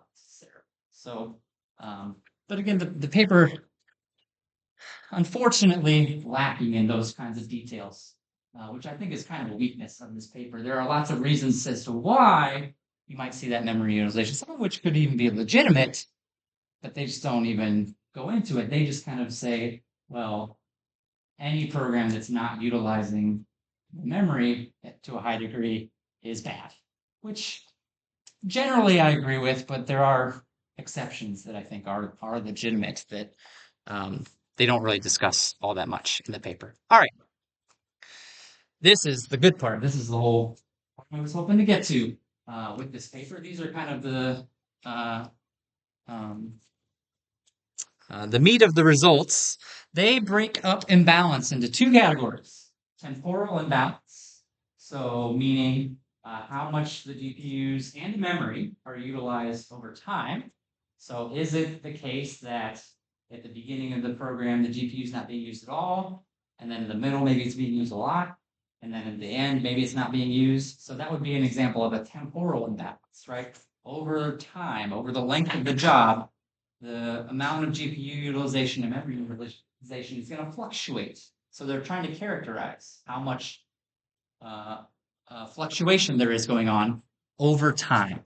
And so this is trying to show us the amount of temporal imbalance of the cores of the GPU processors. And this plot is actually, in the author's opinion, relatively positive. We're looking at two different plots overlaid on each other here. Actually, the bars are the PDF, which stands for the probability distribution function. Basically, the way to think about that is if I just walk up with a random job, right, based on the information that they know and have collected, they're saying that if some random person walks up and submits a job, then the chances of the utilization landing in this bucket is almost 100%, right? 90%. That's the most common bucket. Whereas this line represents the cumulative distribution function. So basically, integrating all of these as we go along. So ideally, we would want this to plateau as fast as possible. That would show that more jobs are utilizing the GPUs over time, right?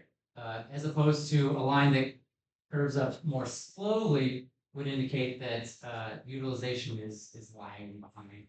But more than that, they actually broke down temporal imbalance into, they used 3 different factors to compute this. So the first factor that they used for, sorry, just need a second to, oh, here we go. They used the standard deviation of utilization relative to the mean of utilization. So the average utilization over the life of the job relative to the standard deviation of utilization. That's one factor that they use. How much is it? It's a factor of variance, right? How much is it changing over time? They use a linear regression. So if the utilization had a very high positive or negative slope, that would indicate, again, it's another factor of variance, right? Positive or negative slope would indicate that the amount of GPU utilization is changing a lot over time. Whereas if it's relatively flat, that means that GPU utilization is going to be relatively stable over time, which is ideally what we would prefer, especially if that utilization is high. And the third factor that they used is the mean average change. So if we think of the utilization changing over time, right? How much is it changing over time? Take the differences between this time step and this time step and add it to add all of those changes together. Take the average, that'll show us, give us an indication of how much the utilization is changing over time. They used all 3 of those factors together in a weighted equation to generate this graph. And that's actually what they're plotting here. So it's not a single metric that's being plotted here, but those 3 metrics combined together to make this graph. But this graph, the author states, and I agree, shows relatively positive results, shows that generally the amount of variance over time of these jobs is pretty low, because we see that it is, quite quickly getting to the point where utilization is high and remaining high over the lifetime of these jobs, which is great. If we take a look at memory, on the other hand, and they use those exact same 3 metrics to track memory utilization over time, we get an even better result. So this one, you can see it has an even raise and gets to that plateau even faster, which shows that, once again, memory utilization is actually varying less over time than the GPU utilization, which kind of makes sense when you think about the examples that I just showed you. For I think a lot of the programs that are being run on these GPUs, we're loading that memory up right at the very beginning, and then it's doing its thing, right? We're starting the kernel off, and I'm not really messing with the memory a whole lot after that. So the memory is going to remain relatively stable once I load it up, which again, I think kind of speaks to this idea of, well, if I'm not using all of the memory, it's more likely because my data set is small, not necessarily because I'm not utilizing that memory effectively, although the authors, again, didn't really state that in the paper. That's more my interpretation of what this data could possibly be showing us. The other type of imbalance that they showed is a spatial imbalance. And this gets to be a little bit more complicated. What we're looking at here is on jobs that have multiple GPUs. So remember, each of those GPU nodes has 4 GPUs attached to it. So is it the case that one of those GPUs is humming along, cranking out bunches of data while the other 3 are kind of chilling, not doing as much work? That would be an example of a spatial imbalance. And that can, of course, also change over time, right? It's very possible that one GPU is heavily loaded at the beginning, and then some of the other GPUs are more heavily loaded at the end. So similar to the temporal imbalances that we talked about, they developed some metrics to help illustrate the spatial imbalances that exist as well. We're going to start with the intra-node GPU utilization. So this is within one cabinet. So when we're talking about intra-node utilization, I'm talking about the 4 GPUs that exist in one box. What is the difference in utilization between those 4 GPUs in one cabinet? The way that they analyze this, again, they use the difference between the least and the most utilized GPU. So they tried to find the maximum difference between the GPU that was utilized the most and the GPU that was utilized the least, to try and show what the gap is between those two. They also use, again, that temporal aspect. So the variance, how much does that difference between the most utilized GPU and the least utilized GPU change over time? And just like in the previous examples with temporal imbalance, they took those 2 metrics and kind of combined them together into this hybrid metric, and then created the probability distribution, cumulative distribution plots, just like we saw before. These show a less rosy picture. We can see that while there's still a big chunk, a very big chunk of jobs that are remaining relatively stable in the utilization over time, and the utilization in general between the most used and least used GPUs within a single cabinet. There are also definitely, they called them outliers, but these bars look a little bit too big to be considered outliers to me.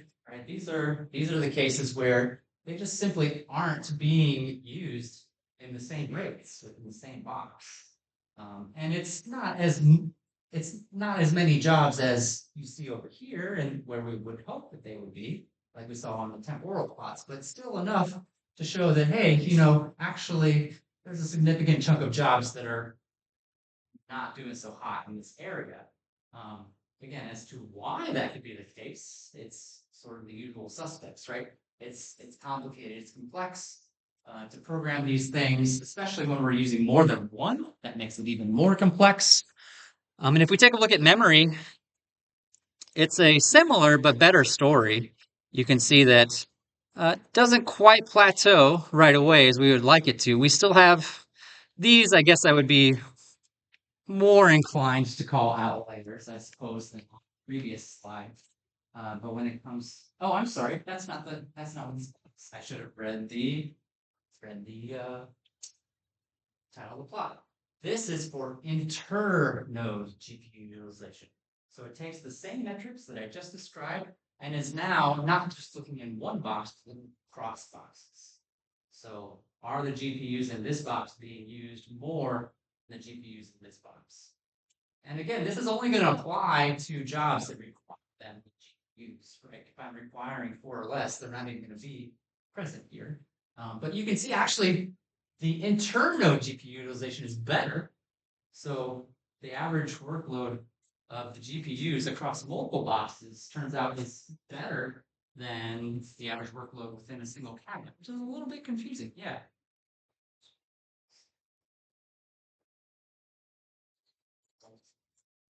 Underutilized across, on average, they're being maybe.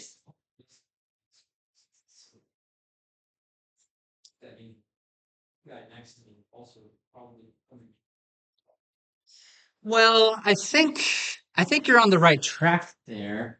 I think it would mean that I think you're kind of on the right track there. I think it would mean that the imbalance is equally bad in might be a slightly different way. Maybe we're saying the same thing in two different ways. Yeah. Yeah, the utilization is equally bad in different places. Yeah. Is the ledge chart only for a job that require one node and the node, or? I believe so, yes. Well, no, actually, I take that back. No, this one is not for jobs that require one node and only one node, because we can analyze the intranode utilization within a single box, even if there are 3 boxes job, we can still just focus on each of those 3 boxes. So I believe there are more, and you can tell actually too, kind of from the distribution, it seems like there's more data points here than on the next one. But the next one does have to be more than. It has to be across nodes, yes. Yeah, more than a single node per job. Yep. And so then they do the same thing with memory. And you can see that memory paints, a similar picture where, oh my gosh, there's clearly an imbalance between the way that memory. This is intra-node, so we're looking at one box here. Right? We're looking at one box. We can clearly see that while then this is the good side. This is where we want things to be. While some of them are clearly keeping memory utilization relatively even across those GPUs. There are a significant number of them which are not keeping memory utilization even across GPUs within the same box. And then if we go look again at between cross boxes, actually this one is a relatively optimistic picture, right? We can see that this is closer to what we'd hope to see, fewer outliers. Although I think the same thing applies that Sean was talking about before. It could just be that they're equally underutilizing or equally imbalanced across all of those different boxes. X-axis. The x-axis, so this is kind of that metric that I was talking about that is a combination of two, in this case, only 2 values. For the temporal imbalance, they were doing 3 values combined into a single metric. This one, it is and 2 values combined together, but it's also a probability. So it's a probability distribution. So it's saying, hey, if I walk up with a random job, right, based on the data that we've collected, I would expect that job to fall in these buckets with, oh, I cut off the, that's not good that I cut off the y-axis there. I would expect the jobs to have this level of imbalance with this amount of probability is what this is saying. We need to refer to the cumulative count percentage is for the black line, and then this y-axis over here for the actual count is for the blue boxes. So it's actually not a problem. It's a visualization of the distribution problem. That's a 0.5. It's like it's almost like a histogram, really, is what it is. So if I'm just a random guy walking up with a job, I would expect, about a 50-50 shot, or maybe 40-40 because there's other bars here, but roughly equal chance that it's going to be no spatial imbalance at all, or 50% spatial imbalance. What is 50% spatial? It's based on the utilization metrics that I was talking about. 75, 25. I think it's a little bit more complicated than that. So the way that they did it was that's part of it is the difference between the max utilized and the lowest utilized. But they also used uh, um, variance over time as well. Yeah. So kind of going off that, there are a lot of the spikes, like very regular intervals, like 0.5 or 0.25. Is that where someone, in this case, 0.5, like requested two GPUs, but only one? No. Well, again, it's hard for me to answer that question just because this value from 0 to 1 is made up of multiple metrics combined in a weighted fashion. So could that situation lead to what you're describing? Yes, but I think there are other ways to also get it, if that makes sense. Yeah, kind of like what you're asking too. Could 75 and 25% get me to that 50% spatial?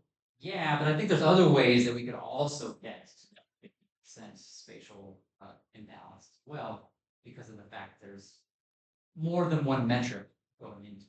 Yeah, what's up, Austin? And just confirming, it gets more imbalanced as you go to the right. Yes, this implies more imbalance. We want everybody to be over here on the 0 imbalance. Yes. Thanks for the questions. I really appreciate it. Yeah, I want to make sure that what I'm telling you is clear. So please don't hesitate. Yeah, what's up? Is there like radios for this metric and For the temporal metric, it was weighted, actually. For the temporal metric, there were 3 here. So, oh gosh, I already forgot what 3 were. They did weight the linear regression less than the mean and standard deviation. And what was the third one? Third one was mean average change, which is how much the utilization changed over time, the average of the differences over time. They weighted those 2 equally, and they weighted the linear regression at half the amount of those 2. The reason they gave is because the linear regression was stated to be introducing noise into the model. So they weighted it less for that reason. Yeah. As for the spatial imbalance, there were only 2 metrics that they were combining to create this spatial factor. I believe they were weighted, but I don't actually think I wrote that down. Yes, they were average, so that would do have a great. Yep, great question. Great question. You can also take a look at the paper too, if because there clearly are some gaps and things that I left out. If you're curious to learn more, it's not a super long paper. I think it was only six pages or so.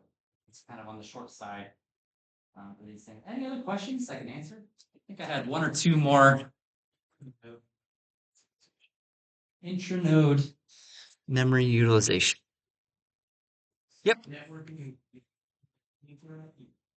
you're pulling data, one of the nodes and processing it there. So my understanding is that the network isn't really being factored in here much at all. It's purely of the amount of memory that's available, how much of it is filled with data, right? How the data gets there, I don't think is really what they are interested in. Yeah, good question though. I think that is certainly something that you would consider if you were worried about the overall performance of your program. I'm not sure there's much you can do about that, though. The network is what it is, other than replacing the wires or reconfiguring the network. I'm not sure that you have much control over that when you submit a job, right? Your code can't really do much about it. Yeah, great questions. Any other questions? There's one other kind of summary slide that wraps this all up because I believe we talked through all those. And I've tried really hard to figure out how to get this to show with the text in a way that you can actually see it. And it's just too big of a figure for me to display properly, so I apologize for that. I tried, I promise you. But just, and we're not going to go over all these. This is a correlation matrix. So Correlation, just to kind of jog your memory. If I see a positive value on one of these boxes, that means that as the value at this intersection goes up, then the value at this intersection also goes up. With values closer to 1, meaning that there's a direct like 100% correlation. Values closer to 0, meaning that very little, actually kind of not much going on there at all. And values in a negative correlation means that as one value goes up, the other value goes down. So again, no need to go through all of this stuff, but a couple of quick highlights to point out. There's 2 squares right here, which again, this is mirror image, so you really only need to look at either the upper half or the lower half. But this 0.89 here between intranode memory imbalance and intranode GPU utilization imbalance shows that there's quite clearly a correlation. Programs that are using the GPUs poorly within the same box are also likely to be the programs that are using memory poorly. Same box. I mean, that seems like a very logical, and vice versa. Programs that are likely to be using memory poorly are also likely to be the same programs that are using the GPUs poorly within the same box. Imbalanced, not poorly, that's the wrong word, but imbalanced is the better way of characterizing. So I think that's a pretty straightforward finding. The other values to point out are kind of these guys here, which are not as strongly correlated, but still somewhat correlated. We can see that internode and intranode imbalances are also correlated with each other. So if I have imbalances on the single box level, I'm also likely to have imbalances across boxes, which also I think is not a surprising result, right?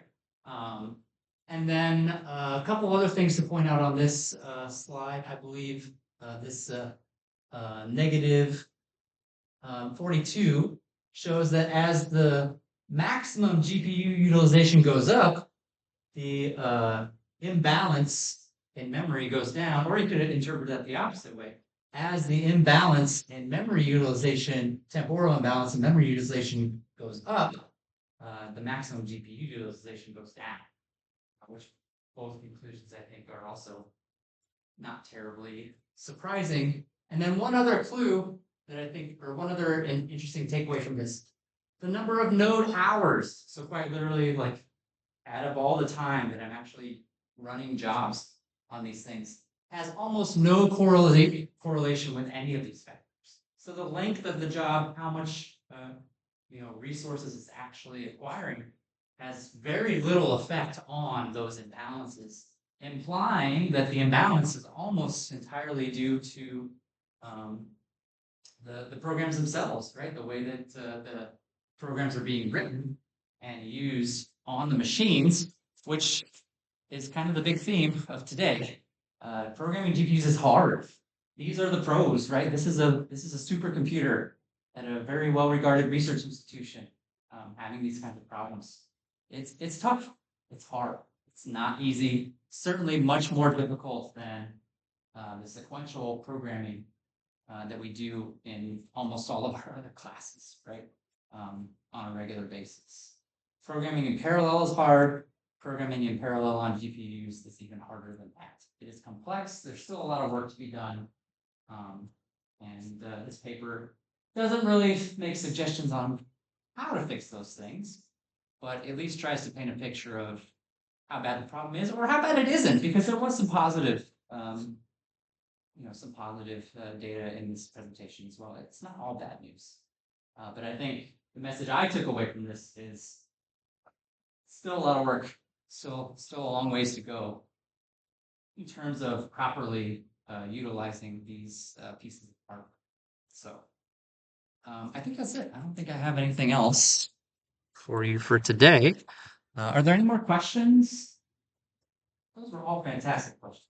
Thank you so much. Yeah, what's up? It's just wonders.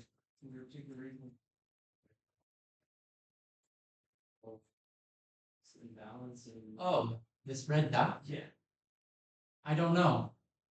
I really don't know. I wonder if that's in the actual paper or if that's just a weird artifact from me screenshotting the figure out of the paper. I'll probably see if it's in the actual paper real quick because I have it linked here.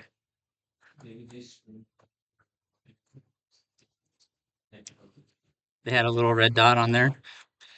Your guess is you have a good eye. I've been putting this together over the last few days and never saw that dot at all. So, also too, I mean, kind of unrelated to what I was talking about, you can kind of get a feel, right, for how, yeah, it's not on the paper, which indicates to me that it's an artifact of me screenshotting. But, huh? You can find that awesome. I think so. I think so.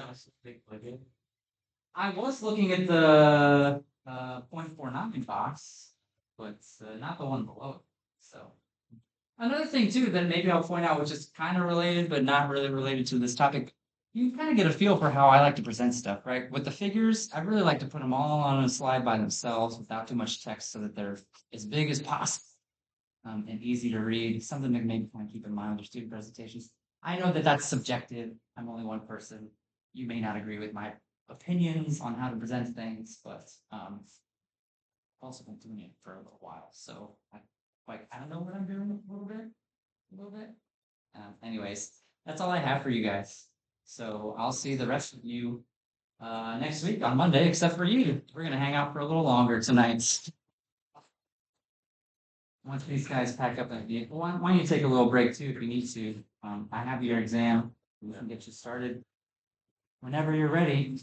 Just a reminder, it is open notes, open book. You can use your computer, just no Google, no AI. If I see AI open, that's an integrity violation, but that's not gonna be a problem, I hope. Otherwise, you can use anything on Canvas. You can open YouTube and use transcripts if you want to. I mean, Thank you. yeah, see ya. Anything we've used in class. So go ahead and get set up and let me know when you're ready and we'll start the clock.